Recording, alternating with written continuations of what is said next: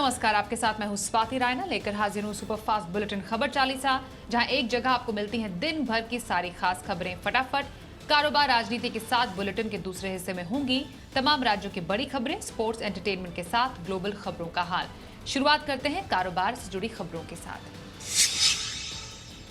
बाजार का हाल सबसे पहले बताएं। हफ्ते के पहले दिन ही बाजार में भारी गिरावट आई। निफ्टी 300 अंक से ज्यादा टूटा। सेंसेक्स और बैंक निफ्टी में भी 900 अंकों से ज्यादा की गिरावट रही। आज कारोबार की शुरुआत ही निफ्टी में 200 अंकों से ज्यादा की गिरावट के साथ हुई। दिन में दो बार निफ्टी 17,000 के नीचे फिसला। आज की गिरावट चौतरफा थी। Mid cap, small cap, cash के शेयरों में खूब मुनाफा वसूली हुई। दरअसल एफआईआई की बिकवाली से बाजार पहले से दबाव में था। शुक्रवार को अमेरिकी बाजारों में तेज गिरावट और सुबह डाउ फ्यूचर्स की सुस्ती ने सेंटीमेंट बिगाड़ा। रही सही कसर डॉलर इंडेक्स की मजबूती और रुपए की कमजोरी ने पूरी की और बाजार औंधे मुंह गिरा। पिछले 4 दिन की गिरावट में निवेशकों के 13,30,000 करोड़ रुपए की मार्केट कैप खत्म हुई। सेक्टोरल कारोबार की बात करें तो आज बैंक निफ्टी में निफ्टी से ज्यादा गिरावट रही। बैंक निफ्टी 930 अंक लुढ़ककर 38,616 के स्तर पर बंद हुआ। पीएनबी, फेडरल और बंधन बैंक 5 से 6% टूटे। एचडीएफसी, आईसीआईसीआई, कोटक और एक्सिस बैंक जैसे दिग्गजों में भी 2 से 3% की तेज गिरावट हुई। मेटल और ऑटो सेक्टर में खूब बिकवाली हुई। सेल, टाटा स्टील, जेएसपीएल, वेदांता, नाल्को, हिंडाल्को 4 से 6% लुढ़के। दूसरी ओर टाटा मोटर्स 3 महीने में पहली बार 6% टूटकर 400 रुपए के नीचे बंद हुआ। M&M, Escorts, Ashok Leyland, Maruti, Eicher Motors में 3 से 5% की गिरावट रही। लेकिन इस बीच कमजोर रुपए से आईटी शेयरों में तेजी आई। TCS, HCL tech, Mphasis Nifty के टॉप गेनर की लिस्ट में शामिल हुए। शेयर बाजार में इतनी बड़ी गिरावट के लिए एक बड़ी वजह रुपए की कमजोरी भी थी। आज भी मुद्रा बाजार में कोहराम मचा रहा। रुपए आज अपने ऑल टाइम लो के स्तर पर बंद हुआ। इसमें 63 पैसे की गिरावट दर्ज की गई। आखिर में ये 81 रुपए 62 पैसे के स्तर पर बंद हुआ। डॉलर की बढ़ती स्ट्रेंथ के चलते दुनिया भर की करेंसी पर असर पड़ रहा है। डॉलर इंडेक्स 20 साल की ऊंचाई पर है। ऐसा नहीं कि सिर्फ रुपया ही कमजोर है, यूरो और पाउंड में रुपए से ज्यादा गिरावट है। भारत एक इंपोर्टिंग इकोनॉमी है, इसलिए रुपए की कमजोरी का हम पर बुरा असर पड़ता है, जिससे महंगाई बढ़ती है। कमजोर बाजार में भी हर्षा इंजीनियर्स ने दमदार ओपनिंग दी। करीब 36% प्रीमियम के साथ कंपनी की शानदार लिस्टिंग हुई। एनएसई पर ये 450 रुपए, बीएसई पर 444 रुपए पर लिस्ट हुआ। कंपनी ने 330 रुपए के भाव पर शेयर अलॉट किए थे। ये इशू 75 गुना सब्सक्राइब हुआ। सब्सक्रिप्शन को देखते हुए शानदार लिस्टिंग की उम्मीद पहले से ही थी। आज निवेशकों ने अच्छी कमाई की। आखिर में करीब 50% की बढ़त के साथ 486 रुपए पर बंद हुआ। कंपनी ने पब्लिक इशू से 755 करोड़ रुपए जुटाए हैं। मार्केट रेगुलेटर सेबी ने बीएसई के गोल्ड स्पॉट एक्सचेंज के लिए मंजूरी दी है। बीएसई अब जल्द ही इसका कामकाज शुरू करने के लिए प्रक्रिया चालू करेगी। सेबी ने इसी साल फरवरी में बीएसई के गोल्ड स्पॉट एक्सचेंज को मंजूरी दी। बीएसई पहला एक्सचेंज है जिसमें गोल्ड स्पॉट एक्सचेंज का कारोबार शुरू करने की मंजूरी मिली है। माना यह जा रहा है मौजूदा एक्सचेंज में ही एक अलग सेगमेंट के तौर पर गोल्ड स्पॉट एक्सचेंज का काम होगा। बीएसई का गोल्ड स्पॉट एक्सचेंज शुरू होने से सीडीएसएल को भी फायदा पहुंचने की उम्मीद है, क्योंकि इलेक्ट्रॉनिक गोल्ड रिसीट को डीमैट करने का काम सीडीएसएल को मिलेगा। आज टाटा मोटर्स का शेयर 6% से ज्यादा टूटा। 3 महीने में पहली बार यह शेयर 400 रुपए के नीचे फिसला। बैंक ऑफ इंग्लैंड ने महंगाई पर रोक लगाने के लिए दरें बढ़ाई हैं। दरअसल टाटा कंपनी की जेएलआर की 67% आमदनी इंग्लैंड से होती है, लेकिन दरें बढ़ने के बाद ब्रिटेन में कंपनी की बिक्री पर बुरा असर पड़ सकता है। टाटा मोटर्स 536 रुपए के 52 हफ्ते के हाई से करीब 25% टूट चुका है। जानकारों के मुताबिक कंपनी के शेयरों पर दबाव कुछ समय के लिए बना रह सकता है। टाटा मोटर्स की बिकवाली का ग्रुप की दूसरी कंपनियों पर असर दिखा। रजनीत सिंह कोहली ब्रिटानिया के नए सीईओ नियुक्त किए गए हैं, तो वरुण बेरी को एग्जीक्यूटिव वाइस चेयरमैन बनाया गया है। रजनीत सिंह कोहली का कंपनी में कार्यकाल करीब 5 साल का होगा। इससे पहले वो जुबिलेंट फूड वर्क में जुड़े हुए थे। वहां वो president and chief business officer के पद पर थे। कोहली को 25 साल का लंबा अनुभव है। उनके नेतृत्व में जुबिलेंट फूड वर्क ने अच्छी ग्रोथ दर्ज की है। ब्रिटानिया ने उम्मीद जताई कि आने वाले दिनों में कंपनी को रजनीत के अनुभव का फायदा मिलेगा। Wind energy company Suzlon bond के जरिए 1200 करोड़ रुपए जुटाने की योजना बना रही है।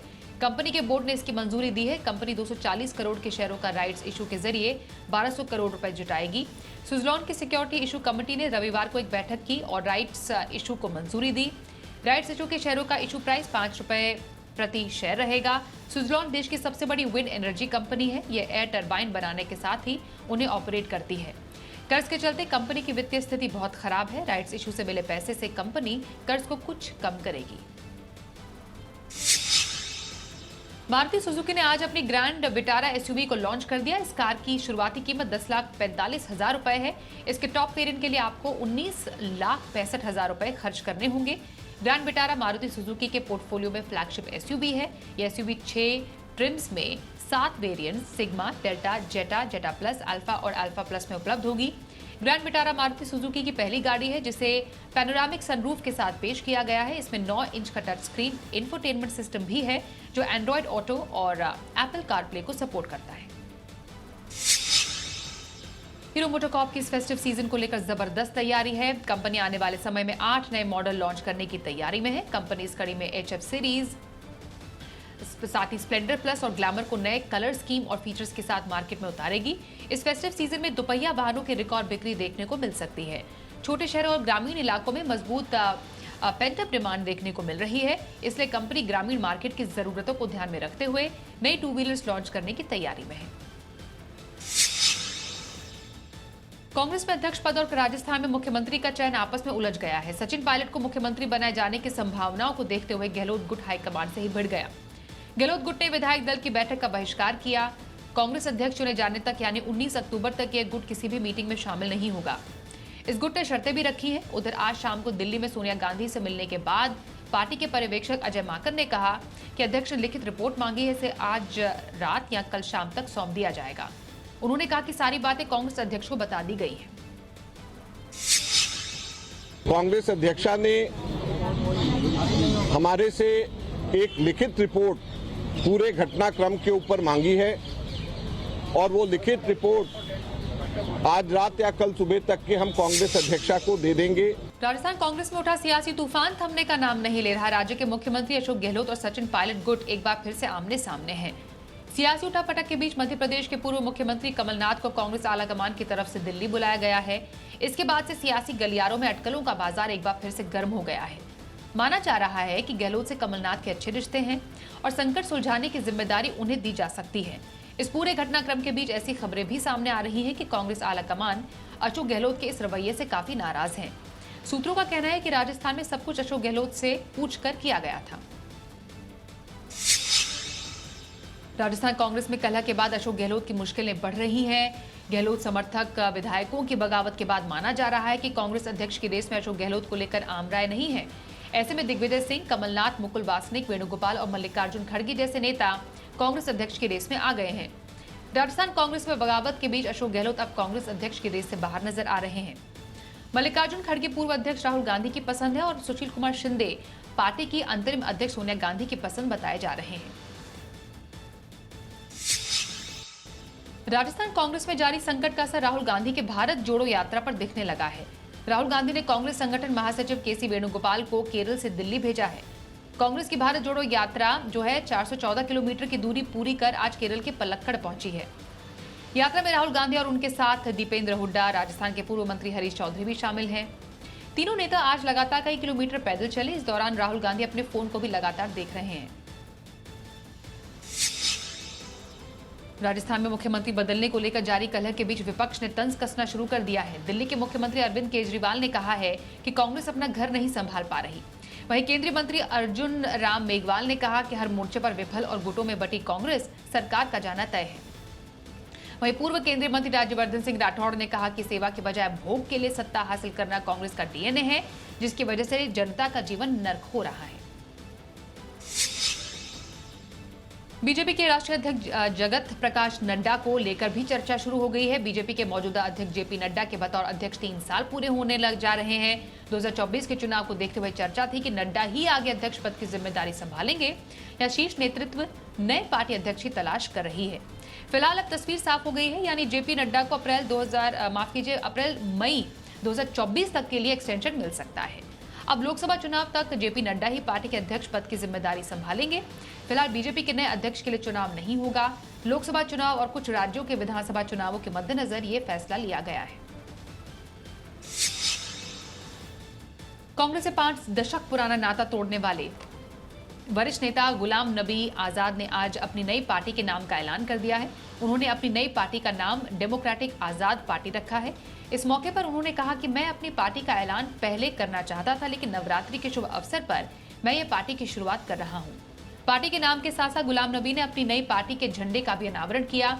झंडे में 3 रंगों का मिश्रण है। आजाद ने कहा कि हमारी पार्टी का प्रयास रहेगा कि महिलाओं और युवाओं को दल में 50% भागीदारी मिले। गुजरात में 27 सालों से सत्ता पर काबिज बीजेपी विधानसभा चुनावों से पहले सब कुछ चाक चौबंद करने में जुटी है। आम आदमी पार्टी के संयोजक अरविंद केजरीवाल के ताबड़तोड़ दौरों के बाद अब केंद्रीय गृह मंत्री अमित शाह मैदान में उतरे हैं। आज अमित शाह अपने 2 दिन के दौरे पर गुजरात पहुंचे। नवरात्रि के पहले दिन अपने गुजरात दौरे की शुरुआत अमित शाह ने अहमदाबाद के मेलडी माता मंदिर में दर्शन पूजन से की। 2 दिन के दौरान अमित शाह विभिन्न कार्यक्रमों में हिस्सा लेंगे। सूचना और प्रसारण मंत्रालय ने गलत जानकारी फैलाने वाले यूट्यूब चैनलों के खिलाफ फिर एक्शन लिया है। सरकार ने 10 चैनलों से 45 वीडियो को ब्लॉक किया है। ब्लॉक किए गए वीडियो को 1 करोड़ 30 लाख से अधिक बार देखा गया था। इन वीडियोस में धार्मिक समुदायों के बीच नफरत फैलाने के इरादे से फैलाई गई फर्जी खबरें और मॉफ वीडियो शामिल थे। वीडियो में देश में सांप्रदायिक वैमनस्य पैदा करने और सार्वजनिक व्यवस्था को खराब करने की सामग्री मिली। ब्लॉक किए गए कुछ वीडियो का उपयोग अग्निपथ योजना, भारतीय सशस्त्र बल, भारत के राष्ट्रीय सुरक्षा तंत्र, कश्मीर आदि से संबंधित मुद्दों पर दुष्प्रचार फैलाने के लिए किया जा रहा था। केंद्रीय जांच एजेंसी एनआईए ने हाल ही में पीएफआई के ठिकानों पर छापेमारी की, जिसमें 100 से ऊपर गिरफ्तारियां हुई। अब महाराष्ट्र एटीएस के मुताबिक पीएफआई के रडार पर आरएसएस और बीजेपी के कई बड़े नेता थे। इतना ही नहीं, नागपुर में संघ मुख्यालय भी पीएफआई के निशाने पर था। इसके लिए पीएफआई के सदस्यों ने आरएसएस की दशहरा के दिन होने वाली पथ संचालन की जानकारी भी जुटाई थी। अब पिछले हफ्ते ही केंद्रीय जांच एजेंसी सीआरपीएफ और राज्य एटीएस ने पूरे देश के 10 राज्यों में पीएफआई से जुड़े लोगों पर छापेमारी कर सैकड़ों लोगों को गिरफ्तार किया। आपको बताएं, एनआईए की छापेमारी के दौरान ये दावा किया गया था कि पीएफआई के कार्यालय और उसके नेताओं के ठिकाने से कई दस्तावेज और संवेदनशील सामग्री मिली है। रुकते ब्रेक के लिए खबरों का सिलसिला जारी रहेगा।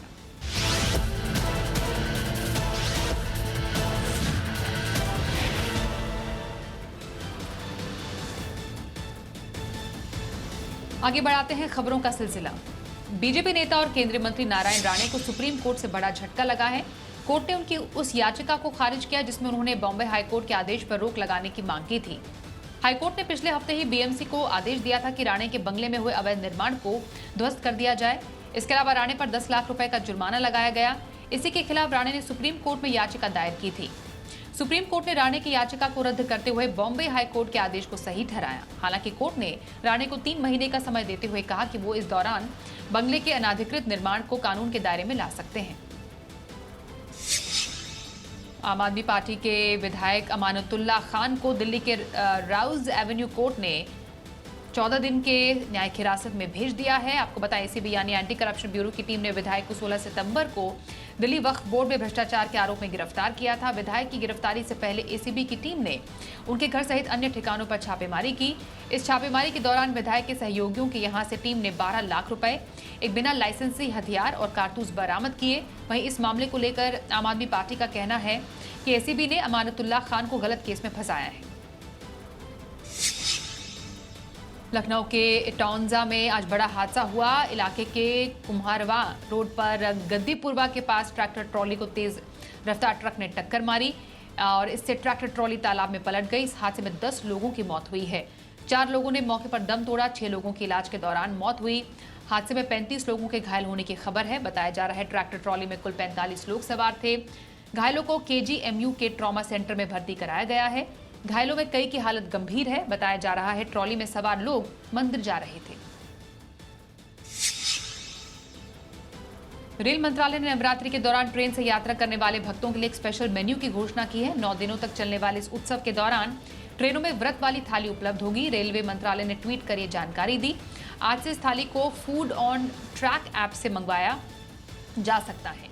खबरों के मुताबिक ये स्पेशल थाली देश के 78 रेलवे स्टेशनों पर उपलब्ध होगी। इसमें अहमदाबाद, अमृतसर, भोपाल, मुंबई, कानपुर रेलवे स्टेशन शामिल हैं। जानकारी के मुताबिक ये खाना बिना प्याज लहसुन का होगा, सेंधा नमक से बना हुआ। शारदीय नवरात्र का आज पहला दिन है। 8 से 9 दिनों तक मां दुर्गा के 9 शक्ति रूपों की पूजा की जाएगी। आज से मंदिरों में भक्तों की भीड़ उमड़ रही है।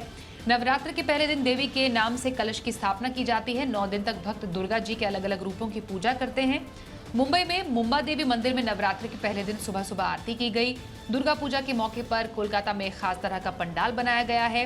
स्वतंत्रता के 75वें वर्ष के अवसर पर स्वतंत्रता के बाद से जारी किए गए हजारों स्मारक सिक्कों से ये पंडाल बनाया गया है। सुके चंद्रशेखर से जुड़े मनी लॉन्ड्रिंग केस में जैकलिन फर्नांडिस को बड़ी राहत मिली है। कोर्ट ने जैकलिन को अंतरिम जमानत दे दी है। इससे पहले आपको बताएं 200 करोड़ के मनी लॉन्ड्रिंग मामले में जैकलिन फर्नांडिस को सोमवार को पटियाला कोर्ट में उनकी पेशी हुई थी। दरअसल जैकलिन को 200 करोड़ रुपए के मनी लॉन्ड्रिंग मामले में अदालत ने समन किया था। इसके बाद एक्ट्रेस के वकीलों ने मनी लॉन्ड्रिंग मामले में जमानत के लिए याचिका दायर की और अब कोर्ट ने एक्ट्रेस को अंतरिम जमानत दे दी है। हॉलीवुड सुपरस्टार क्रिस हेम्सवर्थ किसी अलग पहचान के मोहताज नहीं। साल 2020 में क्रिस हेम्सवर्थ की फिल्म एक्सट्रैक्शन ने धमाल मचाया था। अब इस फिल्म का पार्ट 2 यानी एक्सट्रैक्शन 2 जल्द ही रिलीज होने वाली है। इसका फर्स्ट लुक वीडियो सामने आ चुका है, जिसने फैंस के एक्साइटमेंट को काफी बढ़ाया है। एक्सट्रैक्शन 2 में एक्शन और रोमांच 2 गुना धमाकेदार होने वाला है। हालांकि एक्सट्रैक्शन 2 की रिलीज डेट अभी कंफर्म नहीं हुई है। शुक्रवार को ऋतिक रोशन की फिल्म विक्रम वेधा और ऐश्वर्या राय की पेनियन सेल्वन 1 रिलीज होने को तैयार है। 30 सितंबर को रिलीज हो रही दोनों फिल्मों के बीच बॉक्स ऑफिस पर कड़ी टक्कर होने वाली है। हालांकि एडवांस बुकिंग की बात करें तो ऐश्वर्या की फिल्म आगे निकल चुकी है। इस फिल्म के 1,75,000 से ज्यादा टिकट एडवांस में बुक हो चुके हैं, जबकि विक्रम वेधा के सोमवार सुबह तक 17,000 टिकट ही बिके। हालांकि विक्रम वेधा और पेनियन सेल्वन 1 के रिलीज होने के बाद ही पता चलेगा कि कौन सी फिल्म आगे निकलेगी।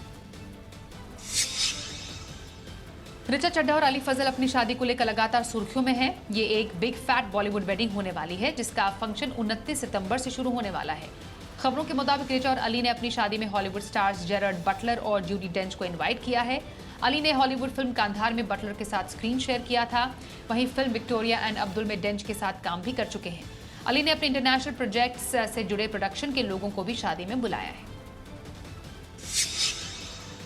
एक्टर सनी लियोनी ने ट्विटर पर अपने फैंस को एक इवेंट को लेकर वार्निंग दी है, जहां प्रमोशन के लिए गलत तरीके से उनका नाम इस्तेमाल किया जा रहा है। बताया जा रहा है कि इवेंट थाईलैंड में होना है। सनी ने कहा कि इस इवेंट का उनसे कोई कनेक्शन नहीं। उन्होंने इसे फेक बताया। लोगों से कहा कि इसके चक्कर में ना फंसे। सनी ने अपने ट्वीट में लिखा, नोटिस, मैं किसी भी तरह से इस अवार्ड शो में नहीं जुड़ी हूँ, ना ही इस अवार्ड शो के ऑर्गेनाइजर्स को मेरा नाम इस्तेमाल करने का कोई अधिकार है। कृपया ध्यान दें, आप ऐसे घोटालों में ना फंसे।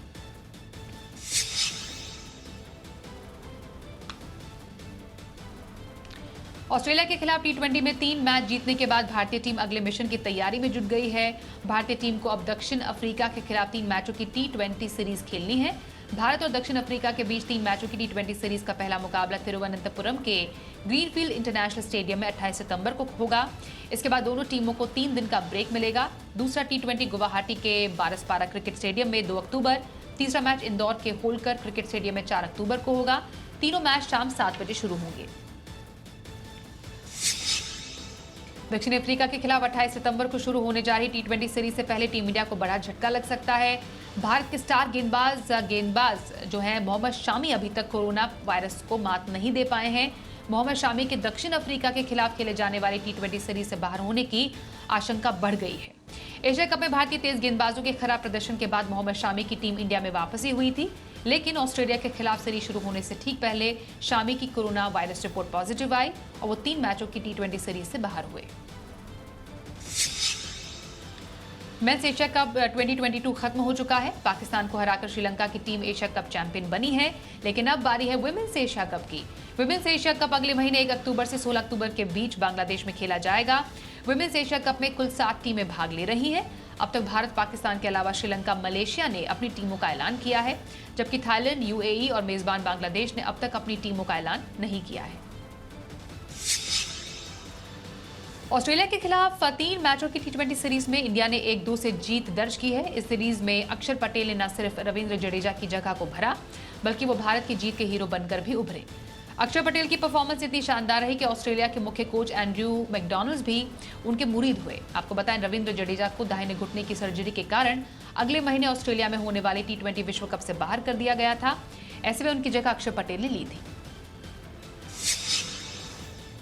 आईपीएल 2023 से पहले मिनी ऑक्शन का आयोजन किया जाएगा। यह आयोजन 16 दिसंबर को हो सकता है। भारत ऑस्ट्रेलिया टी20 सीरीज में ऑस्ट्रेलिया के ऑलराउंडर कैमरून ग्रीन का इस लिस्ट में सबसे ऊपर नाम है।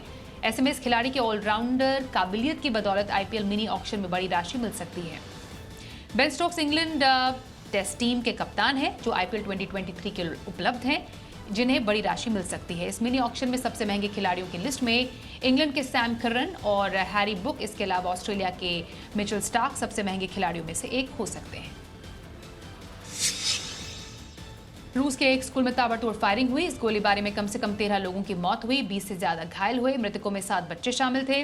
रूस के गृह मंत्री के एक बयान जारी उन्होंने किया है, इसकी जानकारी दी। इसके मुताबिक न्यूज एजेंसी रॉयटर्स के मुताबिक घटना इजेविस्क इलाके के स्कूल की है। जानकारी के मुताबिक एक अज्ञात बंदूकधारी शख्स स्कूल में घुसा, अचानक गोलीबारी की। बंदूकधारी ने सिक्योरिटी गार्ड की हत्या की। गोलीबारी की वारदात को अंजाम देने के बाद बंदूकधारी ने खुद को भी गोली मारी। हमलावर की लाश को बरामद कर लिया गया है। पाकिस्तान के बलूचिस्तान में आज सेना का हेलीकॉप्टर क्रैश हुआ। इसमें 2 पायलट समेत पाकिस्तानी सेना के 6 अधिकारियों की मौत हुई। इसकी जानकारी पाकिस्तानी सेना ने दी। जानकारी के मुताबिक बलूचिस्तान के खोस्त शहर में सेना का हेलीकॉप्टर रात को फ्लाइंग मिशन पर था। इसी दौरान ये क्रैश हुआ। हादसे की वजह का पता नहीं चल पाया है। हेलीकॉप्टर में 2 पायलट, 2 कमांडर, 2 मेजर सवार थे। अगस्त में भी ऐसे ही घटना सामने आई। इस दौरान 6 अफसरों की मौत हुई थी। पाकिस्तान की सूचना मंत्री मरियम औरंगजेब को लंदन में जोरदार विरोध का सामना करना पड़ा। लंदन में रहने वाले पाकिस्तानी उनके खिलाफ नारेबाजी करने लगे। आपको बताएं, पाकिस्तान के प्रधानमंत्री शहबाज शरीफ के साथ एक डेलीगेशन लंदन में है। इसमें इंफॉर्मेशन मिनिस्टर मरियम औरंगजेब भी शामिल हैं। बीते दिन वो एक कॉफी शॉप गई। सोशल मीडिया पर वायरल वीडियो में देखा जा सकता है मरियम कॉफी खरीद रही हैं और लोग उन्हें घेर लेते हैं।